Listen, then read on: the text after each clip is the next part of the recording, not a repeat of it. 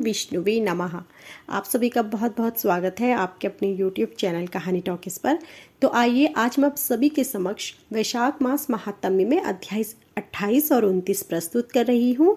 इससे पूर्व के अध्याय हमारे चैनल पर अपलोड किए गए हैं। आप हमारे चैनल पर जाकर जरूर सुनें तथा संपूर्ण अध्याय को सुनने के लिए हमारी वीडियो को अंत तक देखें। और यदि आपको हमारी वीडियो पसंद आए तो प्लीज़ हमारी वीडियो को लाइक करना ना भूलें। तो आइए अध्याय 28 आरंभ करते हैं। अध्याय 28 में प्रहलादकृत भगवत गुण वर्णन और प्रहलाद की रक्षा के लिए भगवान का सुदर्शन चक्र को भेजना। श्री पराशर जी बोले, हिरण्यकश्यप ने कृत्या को भी विफल हुई सुन अपने पुत्र प्रहलाद को बुलाकर उनके इस प्रभाव का कारण पूछा। हिरण्यकश्यप ने पूछा, अरे प्रहलाद, तू बड़ा प्रभावशाली है, तेरी ये चेष्टाएं मंत्राजी जनित या स्वाभाविक ही हैं। श्री पराशर जी बोले, पिता के इस प्रकार पूछने पर दैत्य कुमार प्रहलाद जी ने उसके चरणों में प्रणाम कर इस प्रकार कहा, पिताजी, मेरा यह प्रभाव ना तो मंत्रजित जनित है और ना ही स्वाभाविक ही है, बल्कि जिस जिसके हृदय में श्री अच्युत भगवान का निवास होता है उसके लिए यह सामान्य बात है। जो मनुष्य अपने समान दूसरों का बुरा नहीं सोचता, हे तात, कोई कारण न रहने से उसका भी कभी बुरा नहीं होता। जो मनुष्य मन वचन या कर्म से दूसरों को कष्ट देता है उसके इस परपीड़ा रूप बीज से ही उत्पन्न हुआ, उसको अत्यंत अशुभ फल मिलता है। अपने सहित समस्त प्राणियों में श्री केशव को वर्तमान समझकर मैं ना तो किसी का बुरा चाहता हूँ और ना कहता हूँ और ना ही करता हूँ। इस प्रकार सर्वत्र शुभचित होने से मुझको शारीरिक, मानसिक, दैविक अथवा भौतिक दुख किस प्रकार प्राप्त हो सकता है।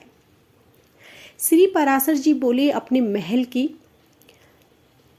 गद्दी पर बैठे हुए उस दैत्यराज ने यह सुनकर क्रोधान से अपने दैत्य अनुचरों से कहा।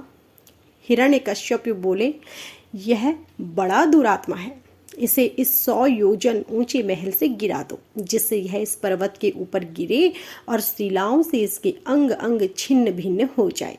तब उन समस्त दैत्य और दानवों ने उन्हें महल से गिरा दिया और वे भी उनके धकेलने से हृदय में श्री हरि का स्मरण करते करते नीचे गिरे गए। जगतकर्ता भगवान केशव के परम भक्त प्रहलाद जी के गिरते समय उन्हें जगतधारी पृथ्वी ने निकट जाकर अपनी गोद में ले लिया। तब बिना किसी हड्डी पसली के टूटे उन्हें स्वस्थ देख दैत्यराज हिरण्यकश्यप ने परम मायावी संभारासुर से कहा। हिरण्यकश्यप बोले, यह दुर्बुद्धि बालक कोई ऐसी माया जानता है जिससे वह हमसे नहीं मारा जा सकता, इसलिए आप अपनी माया से ही इसे मार डालिए। हे दैतेंद्र, इस बालक को मैं अभी मारे डालता हूं, तुम मेरी माया का बल देखो। देखो, मैं तुम्हें सैकड़ों हजारों करोड़ों मायाएं दिखलाता हूं। श्री पराशर जी बोले, तब उस दुर्बुद्धि ने समदर्शी प्रहलाद के लिए उनकी नाश की इच्छा से बहुत सी मायाएं रची, किंतु हे मैत्रेय, संबारासुर के प्रति भी सर्वथा द्वेषहीन रहकर प्रहलाद जी सावधान चित्त से श्री मधुसूदन भगवान का स्मरण करते रहे। उस समय भगवान की आज्ञा से उनकी रक्षा के लिए वहां ज्वाला मालाओं से युक्त एक सुदर्शन चक्र आ गया।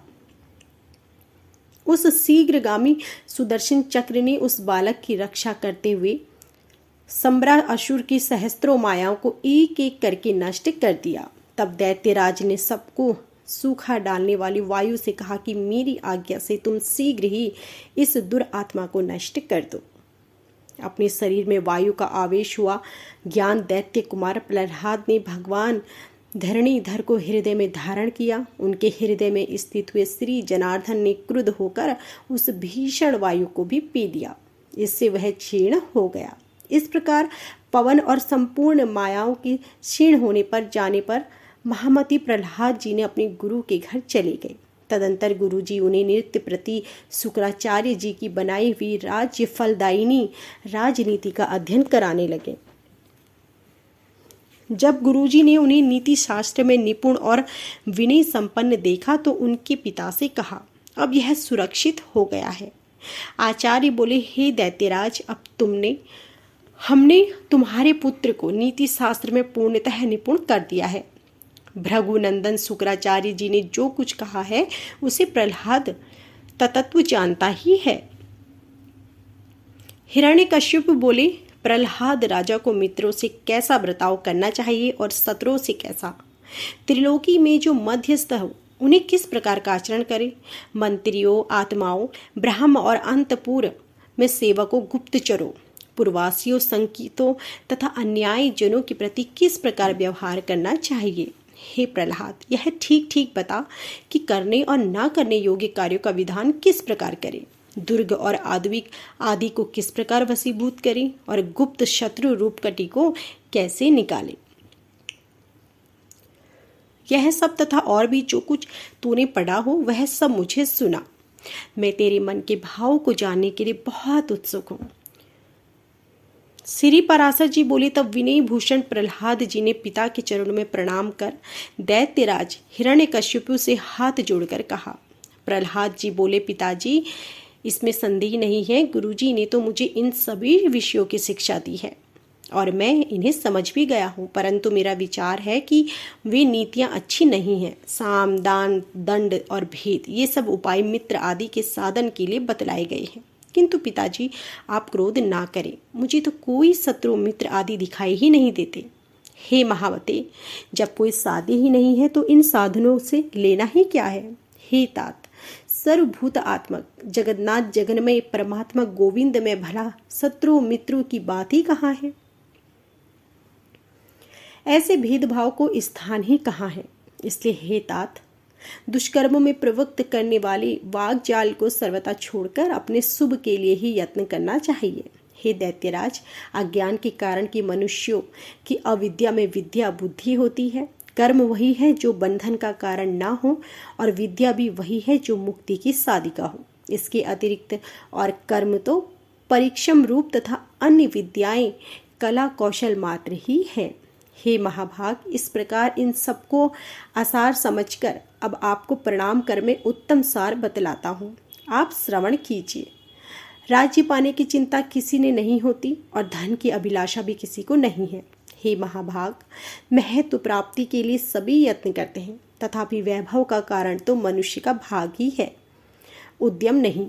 हे प्रभु, जड़, अविवेकी, निर्बल और अनीतियों को भी भाग्यवश नाना प्रकार के भोग और राज्य आदि प्राप्त होते हैं, और जिसे मोक्ष की इच्छा हो उसे भी समवत लाभ ही प्रयत्न करना चाहिए। देव, मनुष्य, पशु, पक्षी और वृक्ष और सरीसृप ये सब भगवान विष्णु से भिन्न से स्थित हुए हैं और वास्तव में श्री अनंत के ही रूप हैं।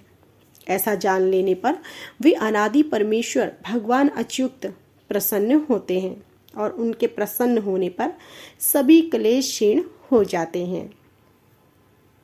श्री पराशर जी बोले, यह सुनकर हिरण्यकश्यप ने क्रोध पूर्वक अपने राज सिंहासन से उठकर पुत्र प्रहलाद के वक्ष स्थल में लात मारी और क्रोध तथा अमर्ष से जलते हुए मानो संपूर्ण संसार को मार डालेगा। इस प्रकार हाथ मलता हुआ बोला, ही विप्रचिते, ही राहो, ही बल, तुम लोग इसे भली प्रकार नागपाश से बांधकर महासागर में डाल दो। देरी मत करो, नहीं तो संपूर्ण लोक और दैत्य दानव आदि भी इस मुड दूर आत्मा के मत का ही अनुगमन करेंगे। हमने इसे बहुतेरा रोका, तथापि यह दुष्ट शत्रु की ही स्तुति की जाता है। ठीक है, दुष्टों को तो मारना ही लाभदायक होता है।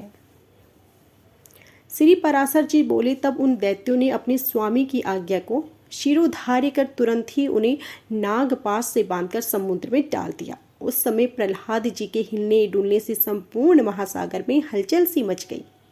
हे महामते, उस महान जल पर से संपूर्ण पृथ्वी को डूबती देख हिरण्यकश्यपु ने दैत्यों से इस प्रकार कहा, अरे दैत्यों, तुम इस दुर्मति को इस समुद्र के भीतर ही किसी ओर से खुला ना रखकर सब ओर से संपूर्ण पर्वतों से दबा दो। देखो, इसे ना तो अग्नि ने जलाया और ना यह शस्त्रों से कटा और ना सर्पों से नष्ट हुआ, न वायु से और न विष से, तथा न यह मायाओं से, ऊपर से गिरने से भी अथवा दिग्गजों से ही मारा गया। यह बालक अत्यंत दुष्ट है, अब इसके जीवन का कोई प्रयोजन नहीं है। तब दैत्य और दानवों ने उसे समुद्र में ही पर्वतों से ढककर उसके ऊपर हजारों योजन का ढेर कर दिया। उन महामती ने समुद्र से पर्वतों से लाद दिए जाने पर अपने नृत्य कर्मों के समय एकाग्रचित से श्री अच्युत भगवान की इस प्रकार स्तुति की। प्रहलाद बोले, हे कमल नयन, आपको मेरा नमस्कार है। हे पुरुषोत्तम, आपको नमस्कार है। हे सर्वलोक आत्मन, आपको नमस्कार है। आपको बारंबार नमस्कार है। गौ ब्राह्मण हितकारी ब्रह्मदेव भगवान कृष्ण को नमस्कार है। जगत हितकारी श्री गोविंद को मेरा बारंबार नमस्कार है। आप ब्रह्मा रूप से विश्व की रचना करते हैं, फिर उसके स्थित हो जाने पर विष्णु रूप से पालन करते हैं और अंत में रुद्र रूप से संहार करते हैं। हे अच्युत, देव यक्ष असुर सिद्ध नाग गंधर्व पिचास राक्षस मनुष्य पशु पक्षी पिपीलिका सरीसृप पृथ्वी जल अग्नि आकाश वायु शब्द स्पर्श रस गंध मन बुद्धि आत्मा काल और कुछ, इन सबके पारमार्थिक रूप आप ही हैं। हे विष्णु, आप ही समस्त कर्मों की भोक्ता और उनकी सामग्री हैं तथा सर्व कर्मों के जितने भी फल हैं वे आप ही हैं। योगी गण आप ही का ध्यान करते हैं और यागीकरण आप ही का यजन करते हैं तथा पितृगण और देवगण के रूप में एक आप ही हव्य और कव्य के भोक्ता हैं। हे ईश, यह निखिल ब्रह्मांड ही आपका स्थूल रप है। उससे सूक्ष्म यह संसार है, उससे भी सूक्ष्म ये भिन्न भिन्न रूपधारी समस्त प्राणी हैं। उनमें जो भी अंतरात्मा है वह और भी अत्यंत सूक्ष्म है।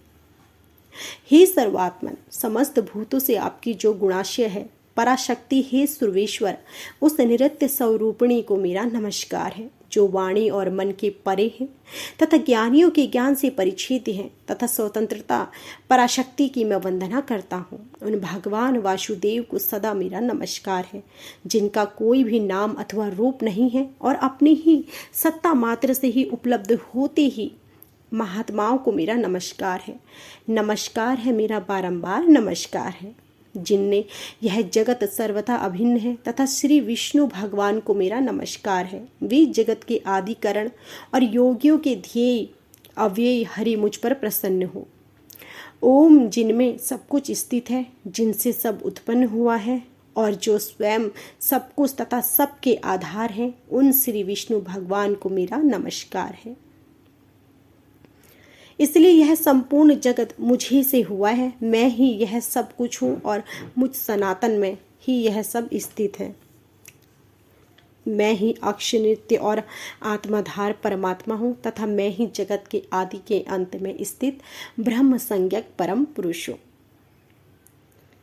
अध्याय 29 आरंभ करते हैं। प्रहलाद कृत भगवान स्तुति और भगवान का आविर्भाव। श्री पराशर जी बोले, हे द्विज, इस प्रकार जब भगवान विष्णु को अपने से अभिन्न चिंतन करते करते पूर्ण तन्मयता प्राप्त हो जाने पर उन्होंने अपने को अच्युत रूप ही अनुभव किया। वे अपने आप को भूल गए। उस समय उन्हें श्री विष्णु भगवान के अतिरिक्त और कुछ भी प्रतीत न होता। बस केवल यही भावना चित्त में थी कि मैं ही अव्यय और अनंत परमात्मा हूँ। हे मैत्री, इस प्रकार योग बल से असुर प्रहलाद जी के विष्णुमय हो जाने पर उनके विचलित होने से वे नागपाश एक क्षण भर में ही टूट गए तथा महामती प्रहलाद जी को अपने ऊपर दैत्यों द्वारा लादे गए उस संपूर्ण पर्वत समूह को दूर फेंककर जल से बाहर निकल गए। तब आकाश द्विरूप जगत को फिर देखकर उन्हें चित्त में यह पुनः भान हुआ कि मैं प्रहलाद हूँ और मन में महाबुद्धिमान ने मन, वाणी और शरीर के संयम पूर्वक धैर्य धारण कर एकाग्रचित्त से भगवान अनादि पुरुषोत्तम की स्तुति की। प्रहलाद जी कहने लगे, हे परमार्थ, हे अर्थ, हे दृश्य रूप, हे स्थूल सूक्ष्म, हे शिराधार, हे व्यापकता, हे कलातीत, हे सकलेश्वर, आपको मेरा नमस्कार है। हे प्रकाश प्रकाश स्वरूप, हे विकराल और सुंदर रूप, हे विद्या अविद्यामय अच्युत, हे सदसत रूप जगत के उद्भव स्थान और सत जगत के पालक, हे नृत्य नित्य प्रपंचात्मन, हे प्रपंच से पृथक रहने वाले ज्ञानियों के आश्रय रूप, आपको मेरा नमस्कार है। जो स्थूल सूक्ष्म रूप और प्रकाशमय है उन्हें मेरा नमस्कार है। श्री पराशर जी बोले, उनके इस प्रकार तन्मयता पूर्वक स्तुति करने पर पीताम्बरधारी देवादिदेव भगवान हरि प्रकट हुए। हे द्विज, उन्हें सहसा प्रकट हुए देख वे खड़े हो गए और गदगद वाणी से विष्णु भगवान को नमस्कार है, विष्णु भगवान को मेरा नमस्कार है। प्रहलाद जी बोले, हे शरणागत दुखारी, श्री केशव देव प्रसन्न हुए, अपने पुण्य दर्शनों से फिर मुझे पवित्र कीजिए। श्री भगवान बोले, हे प्रहलाद, मैं तेरी अनन्य भक्ति से अति प्रसन्न हूँ, तुझे जिस वर की इच्छा हो मांग ले। प्रहलाद जी बोले, हे नाथ, सहस्त्र योनियों में से मैं जिस में भी जाऊं उसी में अच्युत, आपसे मेरी सर्वदा भक्ति रहे। अविवेकी पुरुषों के विषय में जैसे अविचलित प्रीति होती है, वैसे ही आपको स्मरण करते हुए मेरे हृदय से कभी दूर न हो। श्री भगवान बोले, हे प्रहलाद, मुझ में तो तेरी भक्ति ही है और आगे भी ऐसी ही रहेगी, किंतु इसके अतिरिक्त भी तुझे और कुछ वर चाहिए तो मुझसे मांग ले। प्रहलाद जी बोले, हे देव, आपकी स्तुति में प्रवक्त होने से मेरे पिता के चित्त में मेरे प्रति जो द्वेष हुआ, उनसे जो पाप लगा वह नष्ट हो जाए।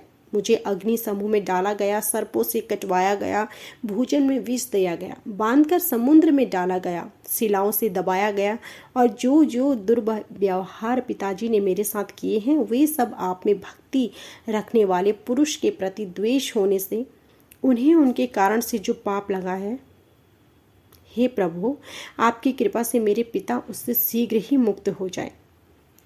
श्री भगवान बोले, हे प्रहलाद, मेरी कृपा से तुम्हारी ये सब इच्छाएं पूर्ण होंगी। हे असुर कुमार, मैं तुमको एक और वर देता हूं, तुम्हें जो इच्छा हो मांग लो। प्रहलाद बोले, हे भगवान, मैं तो आपकी इस वर से ही कृतकृत्य हो गया, मैं आपकी कृपा से मेरी निरंतर अविचल भक्ति रहेगी। हे प्रभु, संपूर्ण जगत के कारण रूप आप में जिसकी भक्ति है, मुक्ति है, उसकी मुट्ठी में ही रहती है, फिर धर्म अर्थ काम से तो क्या लेना है। श्री भगवान बोले, हे प्रहलाद, मेरी भक्ति से युक्त तेरा चित्त जैसे निष्फल है, उस कारण तू मेरी कृपा से परम निर्वाण प्रद प्राप्त करेगा। हे मैत्रेय, ऐसा कह भगवान उन्हें देखते देखते अंतर ध्यान हो गए और उन्होंने फिर आकर अपने माता पिता के चरणों की वंदना की। हिरण्यकश्यप ने जिस नाना प्रकार से पीड़ित किया था, उस पुत्र का सिर सूंघ कर आंखों में आंसू भरकर कहा, बेटा जीता तो हाँ। वह महान असुर अपने किए पर पछताकर फिर प्रहलाद से प्रेम करने लगा और इसी प्रकार धर्मज्ञ प्रहलाद जी अपने गुरु और माता पिता की सेवा में लगे रहे।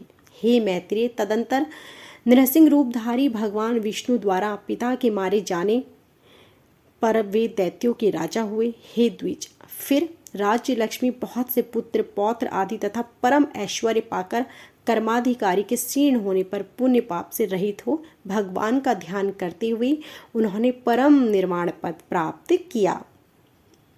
जिनके विषय में तुमने पूछा था, वे परम भगवत महामति दैत्य प्रवर प्रहलाद जी ऐसे प्रभावशाली हुए।